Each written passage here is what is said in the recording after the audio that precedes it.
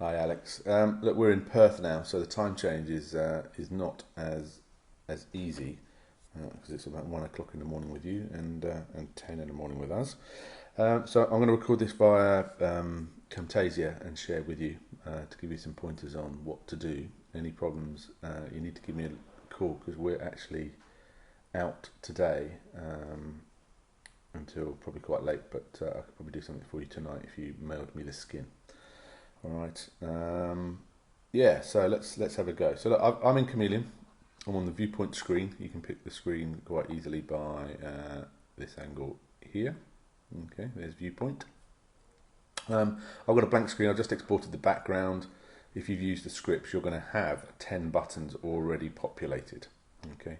But to add the buttons manually, there are two things that you need to worry about. One is the graphic and the rollover state of the graphic. And the next is the text that appears on the graphic. Now, I'm pretty sure that the text that appears on the graphic, you will have put that text on in Photoshop. So you're going to use that that trick we talked about, 2000, and make it size 1. But I'll show you in a minute how to confirm that. So element here lists all of the elements that are on the viewpoint screen. And as I say, viewpoint item button 1 through 10, you probably already got populated. I've actually exported 19.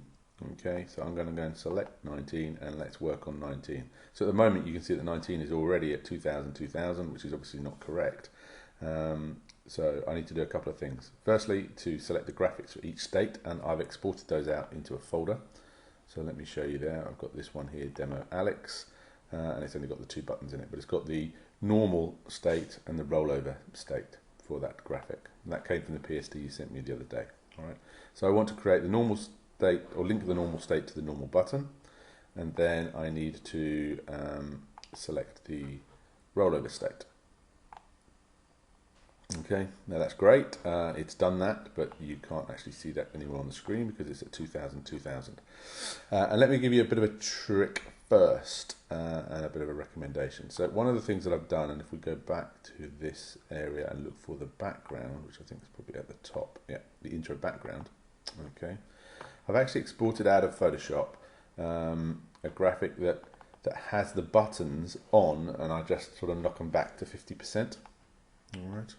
And obviously our button 19 is going to come into this space. So I'll put that into the background for now. I'll obviously replace it back to the ordinary layout in a minute. But if I now go back to our view item 19, and let's bring it, first of all, let's just bring it back on screen, right? So 200 by 200. There you go. And the button comes back. Top left-hand corner, I think, is 200. And then it's just a case, really, of popping it down, firstly by mouse. Just have a look at, make sure it's lined up one way and the other, and that's it. There's one button. And then bring the other buttons in afterwards. So, yeah, that's really all that's necessary within Chsmeleon. Make those changes, hit the save button, return to manager. Okay, and there's the change done. Let me just talk to you about one little problem that we've got with Chsmeleon before I come back and show you one other thing. Okay, I've noticed. I'm just navigating to the folder, and I put the skin in here. Okay, it can. There is a bit of a problem. Sometimes it will, as you try to open the skin file with Chsmeleon, it will actually delete it. So what I've been doing basically is manually cutting and pasting, and I'll create a version of the skin. Let's say this one was backup 01. This one becomes backup 02.